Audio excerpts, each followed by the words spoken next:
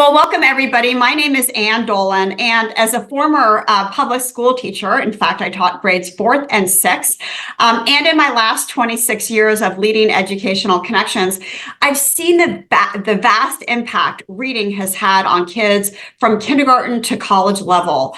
And it's that reason that you're here today. You're concerned about your kids reading, and you may be worried that your kids aren't reading for pleasure, but we're here to help with that. So I want you to imagine a world where your child has the skills and the confidence to tackle any kind of reading, and they actually enjoy reading. Well, that would certainly be wonderful. And I'm here to tell you it's definitely possible. So today we're talking about reading and succeeding, proven methods to boost motivation and comprehension for students in grades 2 through 8. And I want to introduce you to Jan Rowe. Jan, welcome. Hi, thank you so much for having me. This is one of my favorite subjects to discuss, and especially for summer activities. Absolutely. And let me share a little bit about your background with everybody, Jan. Jan has worked with me here at Educational Connections for 10 years, and I have to tell you, she is amazing. She's probably one of our, I know for a fact, she's one of our top-rated tutors. She actually works full-time with kids. She sees homeschoolers during the day, kids after school, kids in the evening, and sometimes kids on weekends. She has a bachelor's degree in education and actually accounting too. And she's a former public middle school teacher, and she taught for 13 years before coming and working with us here at Educational Connections. So Jan, every day parents are calling or they're typing into us, and they want to discuss their kids. They share with us what's going on.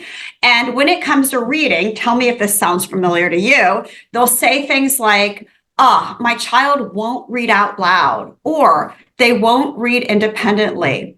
Sometimes parents will say, I'm not sure if my child's on grade level. I get grades back from school, but I'm really not sure. Sometimes parents will say, my child will do the work, the required reading, but will never read for pleasure. Other times they'll say, I got this test score back and I thought my child was doing well, but the standardized test score in reading says otherwise. And then sometimes it's not just about the actual reading, but also the comprehension. Parents are concerned their child just reads words and doesn't have the deeper meaning, or that they do not know how to infer information. So let's take a look at the statistics. We know that kids who read, especially over the summer, perform 35 to 40% better on reading achievement tests. So if that's not a good reason to read over the summer, I'm not sure what is. But let's look at what happens to kids over time. When kids are young, grade or ages 6 to 8, about half of the kids will read for pleasure. In fact, about half the students read at least 5 days a week. But this drops down. Only 32% of students will read for pleasure between the ages of 9 and 11. And then between the ages of 12 and 14, 21% of kids are reading for pleasure. And then in high school, only 15% of students are reading for pleasure. And so we know that over time, other things get in the way and kids may not see the value of reading, which we'll talk about today. But we also know that when kids are younger, end of third grade seems to be the tipping point. Why is that? Well, as kids are younger, kindergarten, first, and through second grade, they're really learning to read. But by the end of third grade, if kids aren't reading in grade level, there's a whole lot of things that can happen. Certainly, the dropout rate is higher. They're less likely to be on grade level later on, not just in third grade. They also report lower grades across the spectrum, more emotional issues. So we know that reading is key. Jan, I know that you also see this with kids, that third grade is kind of like that tipping point. Tell us what happens after that.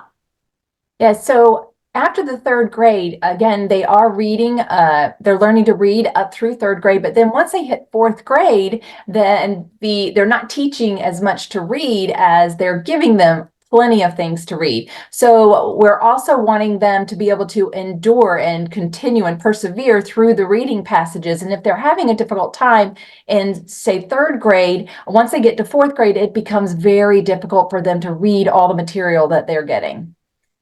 Yeah, for sure. And we know it's not just like in reading class or in an English class that poor reading is problematic, but it really is across all the other subjects. Let's talk a little bit about even a subject like math. Why is reading important in that subject? Yes, so I see, reading impact all the subjects, but, like you mentioned, it impacts math as well. So once they learn the skill in math class, then they need to apply that to real world problems, word problems that they have. And if they're having a difficult time reading, defining vocabulary, then this becomes very difficult even in the math class. I remember seeing that when I taught fourth and sixth grade, that sometimes kids would be naturally good at math, but they just did not want to do any of the word problems because that was harder, much harder for them. So, reading really impacted their math grade as well. One of the things that I mentioned in the beginning, Jan, was that parents sometimes call and they'll say, I'm not really even sure how my child is doing, but they're concerned. They may not know they're on grade level. They're not sure if the issue is decoding, sounding out words, fluency, speed, or comprehension. And I know that when you work with kids, and all of our tutors work with kids in reading, that an assessment is key at the very beginning. Tell us what you and everyone else does when you first meet with a student. Right. So whenever we work together at the very beginning, we'll give them a passage at grade level just to see where they are and determine, their comprehension skills, how are they inferring, and determine if they're at grade level. Because we want to make sure that we are not giving them something too easy or something too difficult to read, and then also giving the parents where the student is grade level wise through the assessment. And then we'll continue to assess a couple more times just to show how they're growing from their reading. Yeah, for sure. And I know that the assessment really drives what you're going to do. How do you use these results?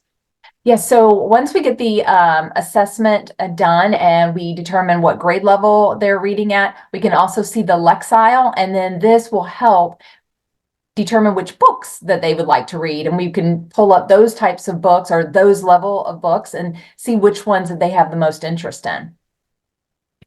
For sure. And I know that it's not just reading, once you figure out what's going on with the student, and this is really quick, these are not the same types of tests kids get in school that are, really long. This is really quick. You want to get a sense of where they're reading, grade level, performance, all that stuff. But it's important that kids not just, read in a book, but that they also learn to read online. And that's really our goal, is that they can do it both ways. Our sessions are online. Jan, why is reading online these days so important for kids? Yes, so we love reading a book and we want them reading books, but everything is going to online now. So students, most of their work is online. So whenever I'm working with students, they're pulling up all of their assignments. Everything is online. All the research they're reading is online.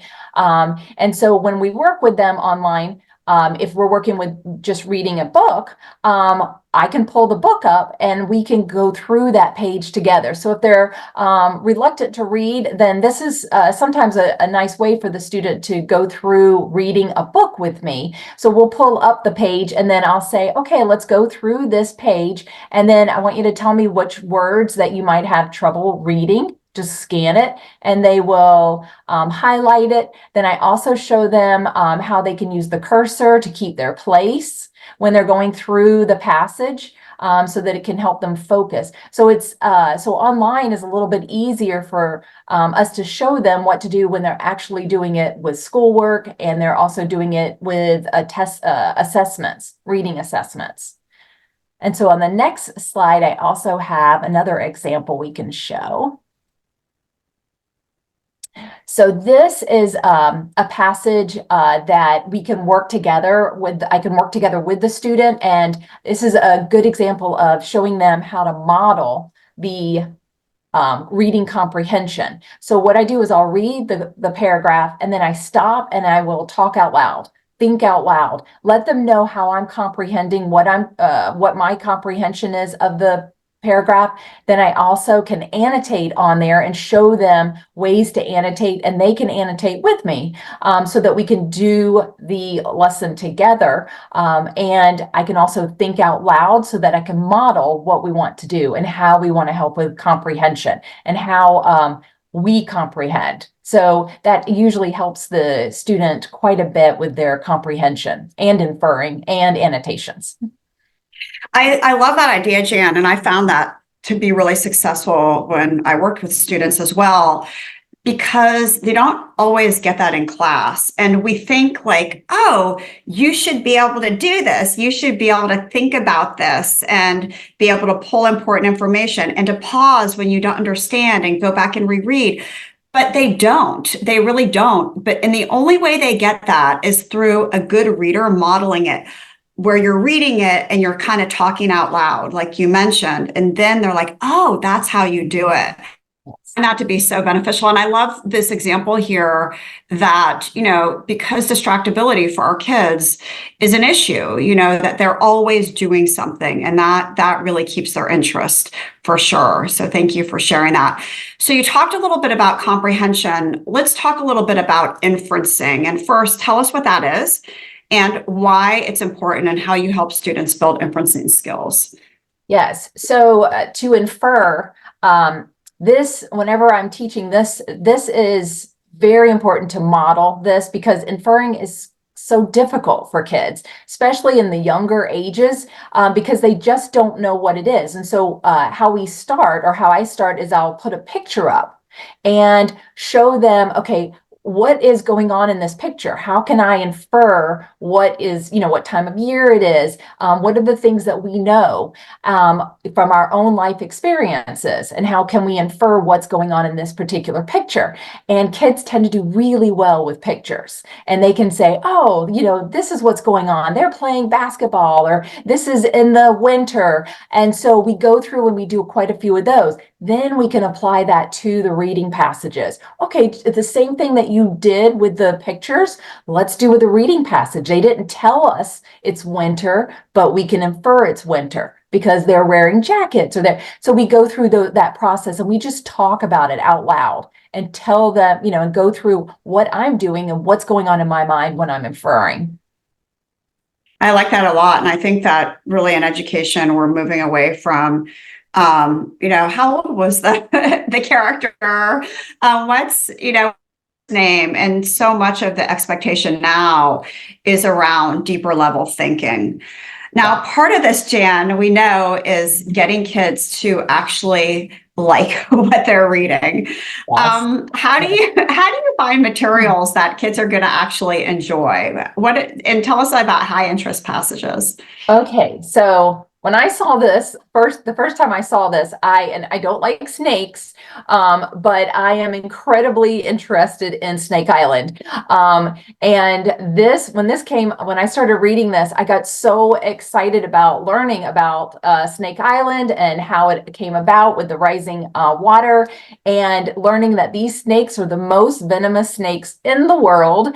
And so I thought, well, let me see if a student would be interested in this. And this has become the most popular reading passage that I have. So the other piece that we can do also with this, with some of the high interest passages, is there's little video clips of these types of passages. So like flash mobs, things like that kids are interested in.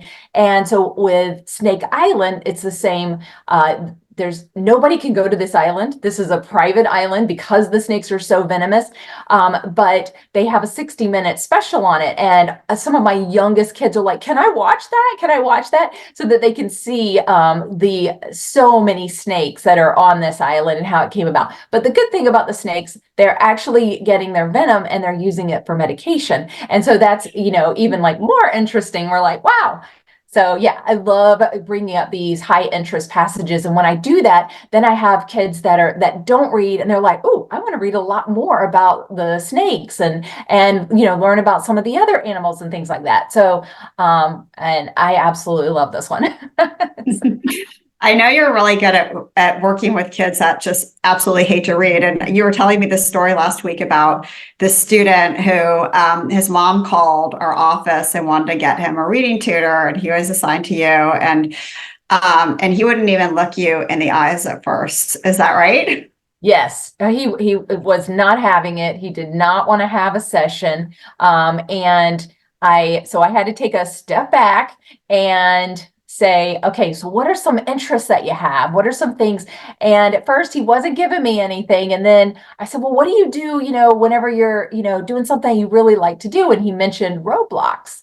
And I thought, okay, well, I have some past, I'm thinking I have something on Roblox. And so I put that on the screen, and his face lit up. He was like, oh, you know who Bacon Hair is? And so, and then he was, very excited about reading and learning more about the character, and then telling me about the character. And then I was able to get him to read a little bit with these Roblox characters. And then I'd say, okay, well, how about let's try another, another character. Let's try another character. And then he started becoming interested in books that were about certain characters. And so so sometimes it just takes taking a step back and talking to them and finding out what they're really interested in, and then trying to connect with them over that. I love that story. Thanks for sharing. And I know that, it's not just about finding one book or one passage, but sometimes also finding a series is really helpful for kids too. Let's talk a little bit about choosing books for reluctant readers. Can you talk a little bit about the ones that are popular, the series that are popular with elementary school kids? Yes. So all of these are very popular, but I have to say my favorite is My Weird School. I have seen more kids that have not read a book. I have a fourth grade story there too. I have not read a book from start to finish, and they enjoy reading My Weird School because there's so many characters in these books, and it's extremely funny, and the kids will connect with those characters. I had a fourth grader that had not read a book from start to finish and was not interested in any of the books. And I suggested one of these, and he connected so deeply with one of these characters in this book that he would not stop reading. And the parent could not believe it. And so then, of course, he wanted to read the next book, the next book, and the next book. And so these are some of my favorites for the reluctant readers, but the other ones I've also seen kids absolutely love them, especially the trapped in a video game. If they play a lot of video games, they like the idea of being trapped in one. And so they have a series on trapped in a video game. But and then I survive some of the kids that like the nonfiction, like Snake Island, like some of those types of things. They just pick them up, and then they want another one, and they want another one, and want another one. So so these are my favorite, or these are my favorite also, but these are ones that I see a lot of reluctant readers that are in elementary school pick up and want to start reading. Awesome. Let's talk a little bit about our middle schoolers. What are some books that really resonate with them? Yes, and so I have a similar story with a middle school girl, and she was not into reading. She'd read just a little bit, a couple of chapters, and then she would lose interest in it. And so when I'm working with the students, I'll go through some of the books based on what they tell me their interest is, and then give them some ideas of certain books to read. And this particular female that I was working with, The City of Ember. I have a few students that have read City of Ember, but it's about a silo that's underground. It's been underground for hundreds of years. At one point, thinking they were saving the human race. Well, it's a story about getting out. and how they get out and how they find out that, oh, wow, there's a whole world up here. And so she started reading it because she was a little interested in that and couldn't stop reading it, wanted to know how did they get out. And then there's another book on once they get out. And going through and sharing a little bit of the story, that helps them a lot too. But these are some of the, and Liar Liar by Gary Paulson. It's not like the Hatchet book in that series. Liar Liar is really funny. And so some of my kids, really like that one too. So it's connecting with these characters and how they feel in middle school, and then they can relate to the books. So I could talk about these. I'm sorry. I know you can. But yeah. Well, I'm just thinking, I think I want to get some of these books for myself. I know. They're really good. Awesome. So in addition to books, there's also other ways to engage kids. I personally love readers theater. Tell us about readers theater and how you use it in a different way than you might use a book. Okay, so I use this quite a bit with students, especially ones that don't want to read out loud, a little hesitant on it. And I'll start by having them read along with me. So I'll read the first line, and then I'll read a little bit louder than they would read, and then they'll read along with me so they start feeling a little bit more comfortable. And then we say, okay, let's change our voices, let's be characters. And I'll go through and say, okay, if there's a word that you're not sure of and you can highlight it, I'll tell you what that word is.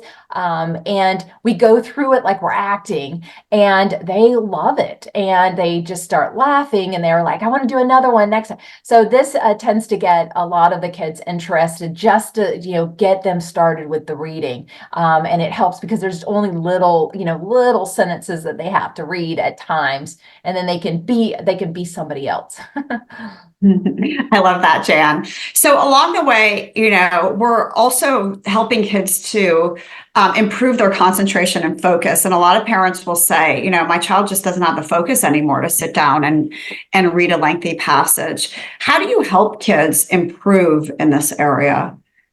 So this is also one of those, having a discussion with the student, finding out what's that sweet spot of time to read versus pages to read, and going through their schedule, which we'll talk a little bit about, but going through their schedule and seeing when they have the time to do this and when is a good time to do this, when they feel relaxed and they can read for a period of time. But it's trying to find that sweet spot of time that they're going to read. So I wouldn't, I don't start off with, 30 minutes if they haven't been reading at all. So I start at a, maybe 15 minutes and then work up to a longer period of time.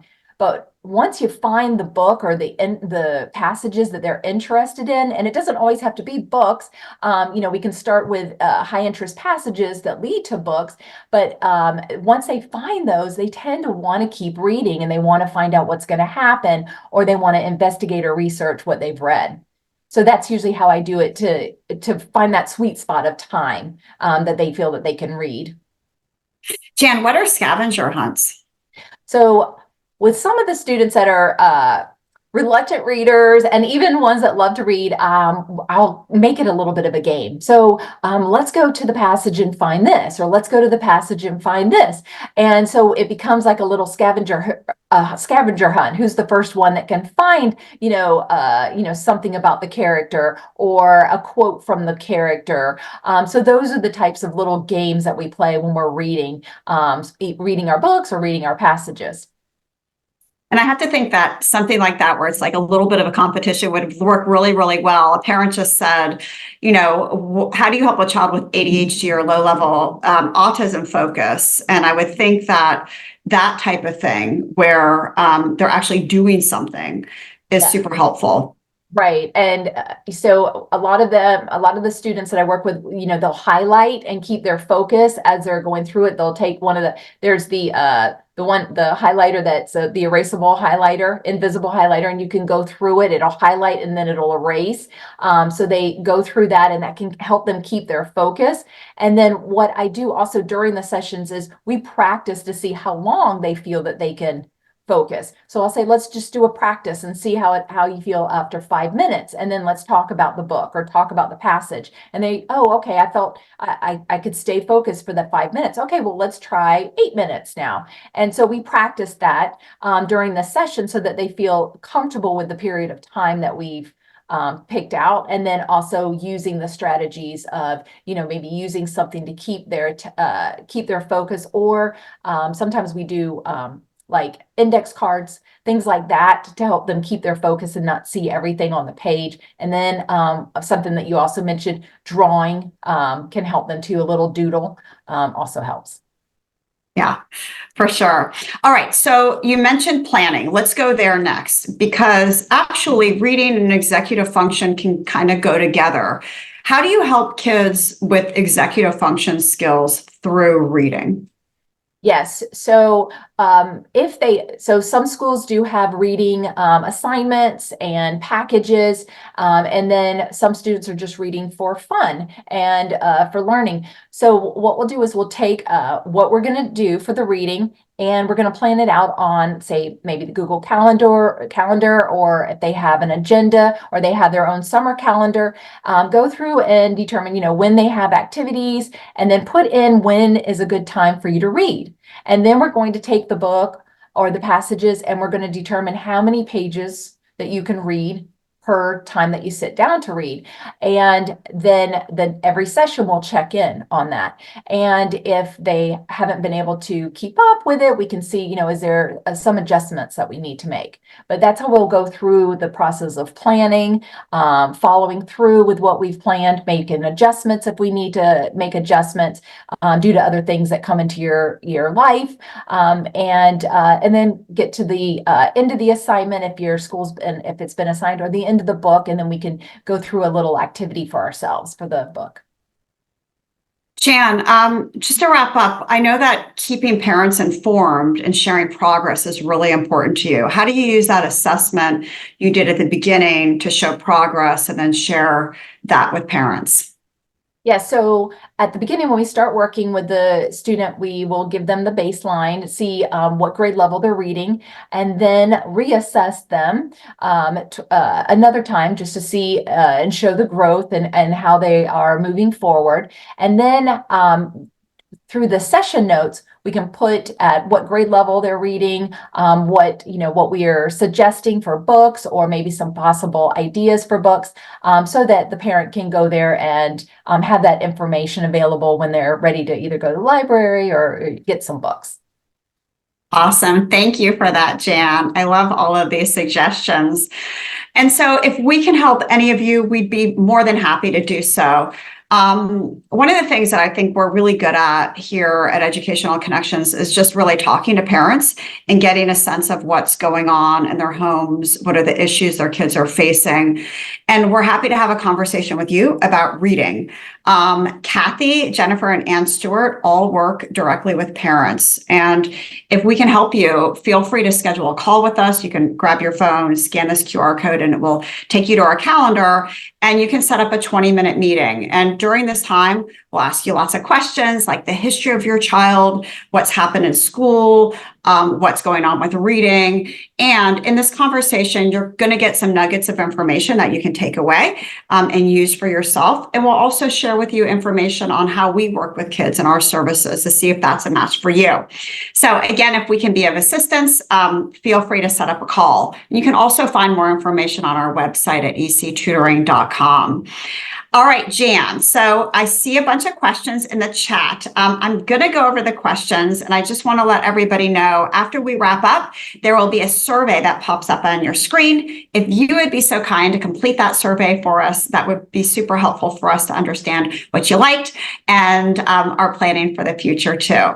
So Jan, let's start out and with the first question. A mom said, her daughter, the school allows her daughter to read assignments on audiobooks. So she's basically listening, and she does that without a problem. But then when that goes away and she's expected to read the actual paper copy or even online, she just doesn't want to have anything to do with that. Have you experienced this, and what would you suggest? Yes, I have. And there are a lot of students that comprehend better by listening. And so it sounds like your daughter is doing really well with comprehension for listening skills. The reading part of it and looking at it, I probably would, with this particular student, try to make it where I'm going through and doing the highlighting on it. I'm doing some pictures on it to entice her to read some of the passages because not all of the assessments are going to be audio. So if we can make it a little bit more enticing for if she draws or if there's certain things that she can go through the passage, making it a little bit more enjoyable for her to read. Yeah, I like that idea. And I also remember a study looking at students who were listening to a book and also reading along.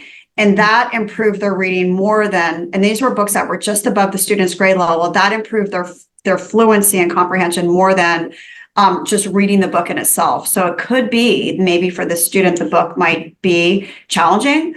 And so maybe that's a happy medium instead of just like no audio at all. Maybe that kind of in between is okay, listen to the book and follow along at the same time and kind of weaning off of that habit. Yeah. Jan, Yep. go Okay. ahead. And yes, and we do a lot of, I did see a couple of the questions pop up about, I am a huge with audiobooks and listening to the audiobook and reading the book because it shows you, the modeling of the reader. It also goes through words that they're not familiar with. They can stop it and reread. So some of the questions about the audiobooks, yes, definitely a big fan of those. Another parent said her child guesses at the words. They don't really want to read the story, so they'll look at the picture and then just kind of like guess at words. Any suggestions there? So that's actually one of the strategies for context clues is taking a guess and using the context clues. So I would work with that student and say, okay, let's take a guess. And what do you think the word means? But then let's also read the rest of it and use that as our context clues to determine what that word is. And then, depending on the student and what the assignment is, go that next step to, okay, when we don't know a word, what can we do about that? So using those context clues and trying to figure out what that word is, that's a good piece. And then just going that next level of figuring out what it is using those context clues. Awesome. Another parent asked you, oh, we kind of already went over this, like looking at a video or listening to the book on YouTube. So what about the reading A to Z? So a parent asks, is there a reading A to Z for middle and high school students? I know you use that a lot for kids. Do you know if there's one for older kids? At the reading A to Z, what I know, I think it's just up to fifth grade, advanced fifth grade for the reading A to Z. Mm-hmm. Awesome. Thank you. And Josh asks, should you tie a reward to reading, or does that set up reading as a chore and it just kind of needs to be completed and the box checked instead of developing a love for reading? I have found that the rewards work. So kids get rewarded, and the thing I'm looking for is if that's what starts them reading, and then they find books that they're interested in reading, then they tend to just read without a reward because that's they enjoy it. So I am not opposed to rewards. I'm definitely a fan of that. When I go through some of the things with the students, I have like little puzzle pieces that they have and they put together, which is somewhat of a reward for them, and they can see growth because they're putting the puzzle together as they're reading the book. But I have found that the rewards do help quite a bit. I guess when I think of a reward, I think of like, I'm going to buy you this video game or you're going to get this. But what you're saying is it doesn't have to be that. It's like, I know the puzzle thing you're talking about, and it's not really like the kid is getting anything, but they're getting a piece of the puzzle and then they're putting all the pieces together. So talk a little bit about that.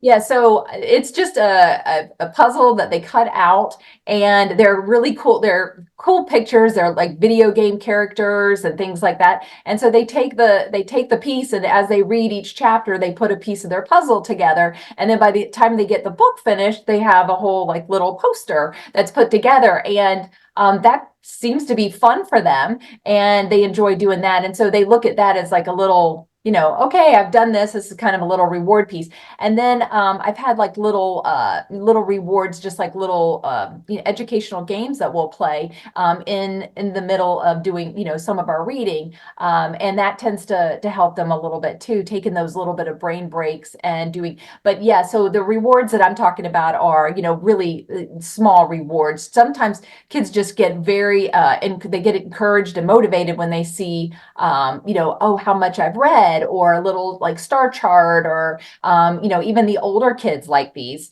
so that they can monitor how much. I remember a long time ago, there used to be these, when you go to the library and check your books out over the summer, they had all of this, all these little charts and stuff that they would give you. It's showing my age, but they used to do this all the time, and you would go to this readers club when you were young, and and all of us, we just love showing our chart. Like, look how much I've read. Look at all the chapters I've read. And so that was very motivating and encouraging. So, so some those types of rewards. So I start with those. Awesome. A parent asked, and this is our last question. Well, we have one more coming in. Said, are there any like really, really short books, for a student that might feel overwhelmed by something of density, So, especially for kids that are older, 8th through 10th grade? oh, okay. The 8th through 10th grade. Okay. I don't, there might be some that are in the I Survived series that are for the older students, but most of the older 8th through 10th grade are a little bit longer. You may be able to get some that have the shorter shorter chapters, and I can't think of them off the top of my head right now, but I know there's some books that have the shorter chapters, and some of the students that I have that are reluctant readers like those, because they feel they accomplish something by just reading that one chapter or two chapters. So I would probably find for that particular student what they're interested in, and then go and look at some of those books, and then see if there's some of the smaller chapters that they can read. I would agree with that. It is the length of the chapter. I think that's the most comforting. So if you can find one with like not a lot of pages, that's often okay for kids, even if the book is a little bit longer. One parent asked a very common question, Jan, and she said, my child is finally liking to read, but he really wants to read like Diary of a Wimpy Kid type of books. Should I encourage him to read different types of books, or, what should I do? Just let him read those books? There's a lot of parents that ask this question, and the graphic novels and all of that, and should they be read? And I would say yes, continue reading what they're interested in reading. Once you start moving them away and trying to talk them into something they're not as interested in reading, they tend to stop wanting to read, or they don't want to read as much. So I would continue as much as possible to keep them reading what they enjoy reading, and then possibly say, you can also look up online. You can say books that are similar to the particular book that they're reading, and you can get a lot of other books, and then maybe try another series, and then that can lead to another maybe series of books that you're wanting them to read a little bit more. But just staying with the interest of reading is so important. And so as if you've got them reading, I would stick with that for right now. Jan, a parent says her son loves to go to the library and get books, but he wants his dad to read them, but he doesn't want to read it on his own. And one thing I did with my kids when they were little, because one of my sons, is that I would read 2 pages and he would read 1 page. Sometimes it was 1 and 1, but a lot of times, I would read 1. I would read 2, he would read 1. And what I also found is that even if he missed a couple of words, unless the word really impacted the understanding of the book, I just didn't even correct him, because I found that the more I corrected him, he just didn't want to read. So it just became really pleasurable because it was relaxing. I was reading most of it. And when he did read, he, was successful. Have you found that to be helpful too?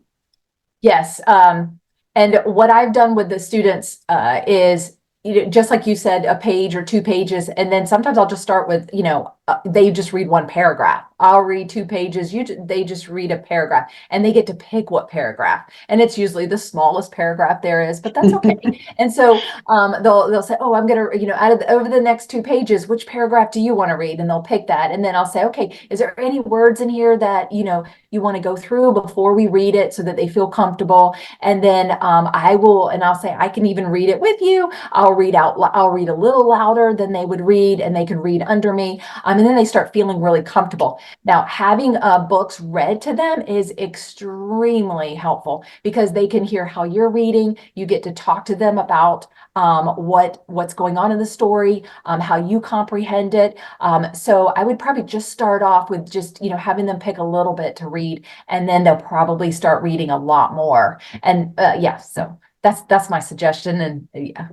Love that. That makes total sense, Jan. And I know there are a number of questions parents have asked about what book for what grade, and can you give book lists?